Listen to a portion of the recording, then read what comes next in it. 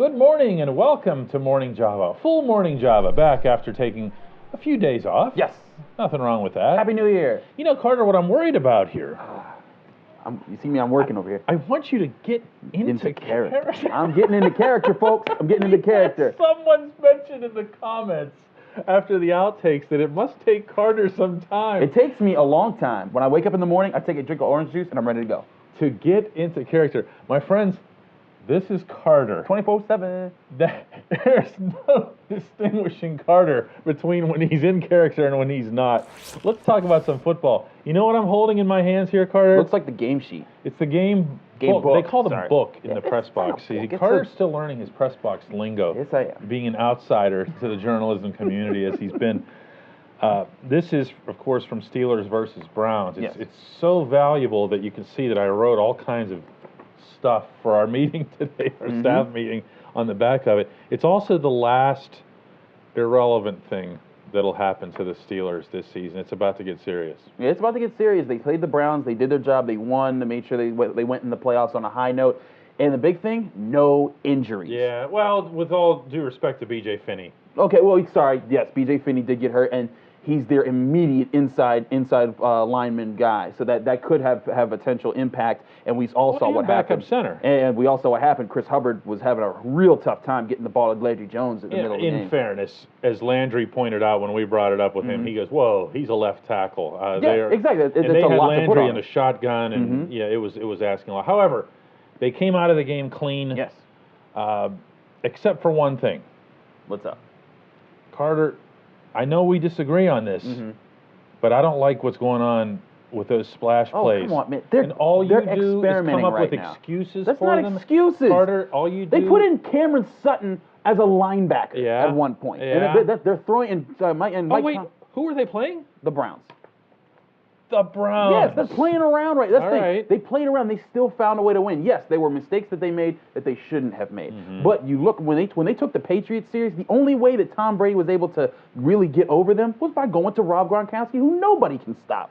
The whole point here Although Sean Davis was better than a lot of people think in the coverage on that. And that's the thing. He was right on them. I think when it comes down to the nitty-gritty, when they get to the real deal in the playoffs, this defense is going to have a plan, and they're going to be executing the plan. Now, I think the big thing about the Browns game is that the Steelers, they tried a lot of looks I've never seen before. Yeah. You and your, I know your experimental blitzes. I read it. I read I'm studying the film. You know? I subscribe. subscribe. I'll just tell you this.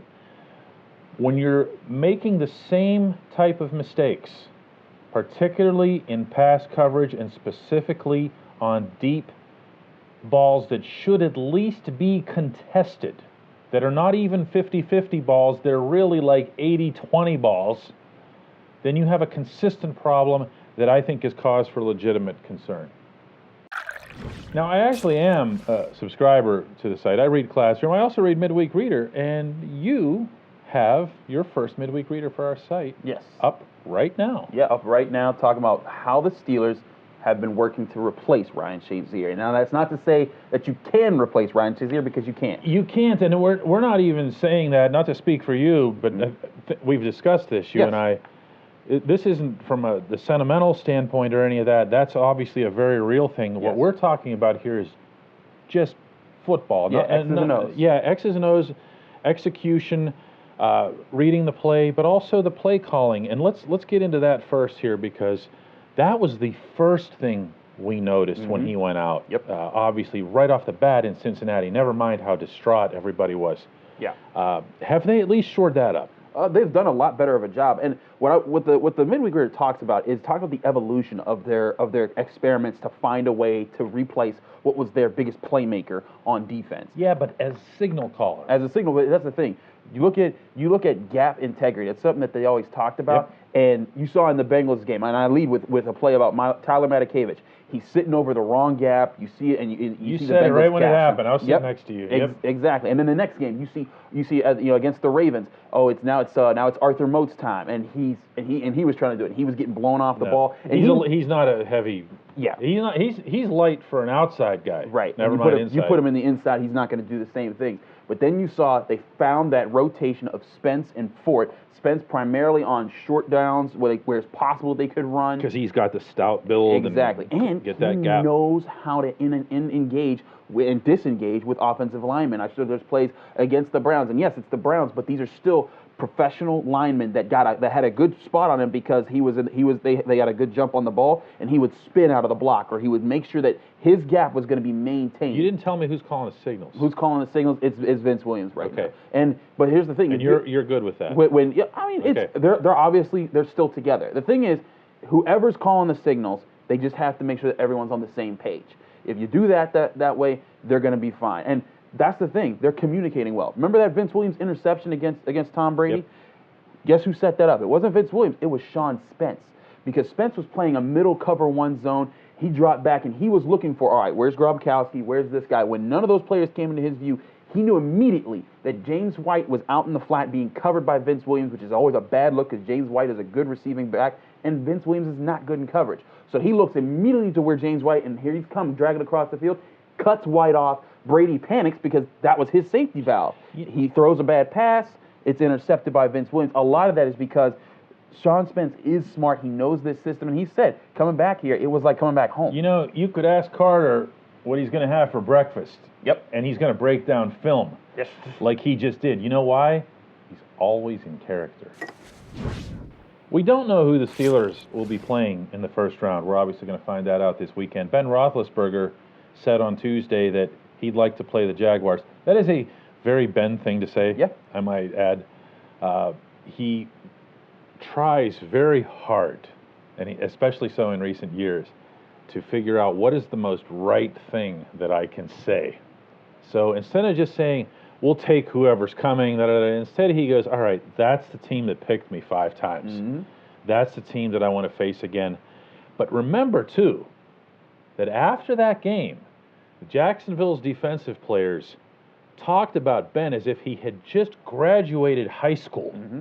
That they were, oh, yeah, we know he never does more than one read, so we had this and that figured out. Oh, he definitely took notes on that. There is I happen to believe that this would be a legit motivation for him. Oh, this is the thing. And that's not the thing. That you need that in the playoffs. You know what I mean. Right, but at the same time, you look at the way that he's played since that game, and especially since the bye week. That was the marker. He hits on multiple touchdown passes in every start he's had since the bye. I didn't realize that. Yeah, that's the thing. Ben Roethlisberger is in an assassin-like mode when it comes to picking apart where a defense is going, reading what you're doing, and he wasn't doing that early on in the season. Even in the games they were winning well, he wasn't reading against the Vikings. He was often just going to, okay, I think this guy's going to be open pre-snap. I'm gonna go there. Now he's dropping back and saying, if this guy should be open, but if the safety does this, I'm going here, and if the linebacker's here, I'm going there. So that's Ben's graduation. Yes, not from high school. Right. From the first half of the season to the second half. But what about Jacksonville? And I'm not presuming that they're going to, but it's certainly a possibility. They've given up a lot of points in some games, too. Yep. So I think this idea that the Jaguars had just stumbled upon this generational defense has kind of fallen off in recent weeks. Well, just especially because they clinched the division in week 16 before they played the 49ers when Jimmy Garoppolo tore them apart for like 38 points. That's the thing is when you look at the way they played then and again against the Titans in the final game of the season, again they kind of felt like they don't have much to do because they had to catch the Steelers or whatever. Yeah. But they were somewhat locked in. They were locked in. They kind of had that. So now you're in a situation where you've had 2 weeks where you kind of took it off a little bit, and now they're coming back into the playoffs. They're hosting the Bills, a team that is just happy to be there. Just kind of like the Jaguars look to be happy to be there. They're going to need to show. Bills were really happy. Oh my goodness, that was one of the best things. If you haven't seen that, have you seen the video of the fans in the Dolphin Stadium? I saw the video. We'll get back to the subject here, but I saw the video that the Bills put together of their fans like around the world in various bars, and they put the scene together. But there's nothing better than the Buffalo players themselves. Oh, yeah. When Clairton's own Tyler Boyd catches that pass from Andy Dalton. Yeah. And it was just a beautiful thing. The Bills hadn't been in the playoffs. Yeah, 1999. Since the Music City Miracle. That's how long it's been. Yeah. And that's amazing. But again, back to the Jaguars. Oh, yeah. But back to the Jaguars. They're a team that they need to reestablish themselves. And again, here's the thing that Ben Roethlisberger is really hungry for. He's not going to have another 5 interception game. All he has to do is put up, say, 24 points in this game and make sure that the Steelers have a lead and the defense can defend. And the reason for that is going to be summarized by my 2-word evaluation of the Jacksonville Jaguars: Blake Bortles. Marvin Lewis is going to remain the Bengals coach for 2 years. They No. signed a 2-year extension, according to ESPN. That's not a real account. That was a real update. It's not. I just got. Go check your stuff. Oh my God! Yeah, go check. It's Twitter. a different Marvin Lewis. It has to be. It's Marvin not the Lewis, same ladies Marvin and gentlemen, Lewis. it's got to. And you know what? I guarantee you, the owners saw that Tyler Boyd touchdown. They saw them beat the Ravens, and they're like, "Why not? Let's give him another 2 years." Marvin is that character in The Walking Dead. He's the same walker. You know how sometimes when you watch the walkers in the background and you go, "Hey, wait, that guy was dead here in in the season last 1. episode." He's been here since season 1. That's Marvin. Yep. He's the walker. Yep.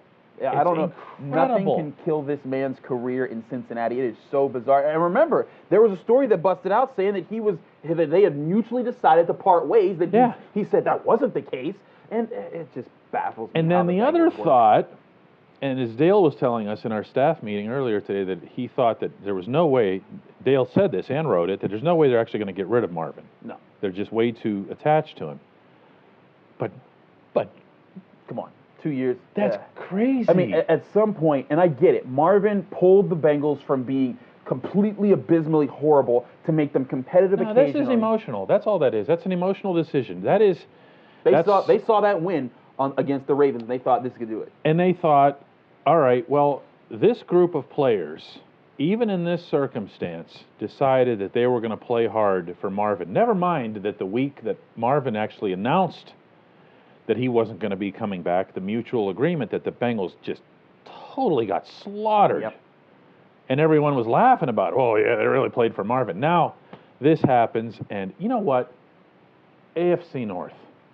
I mean, it's like you can write the same script every season. The Steelers are going to be what they are. Mm-hmm. The Ravens are going to. The Ravens are going to have a zillion injuries, but they're still going to somehow give this, and they're going to stay within a point or two of the Steelers. They're going to be great games.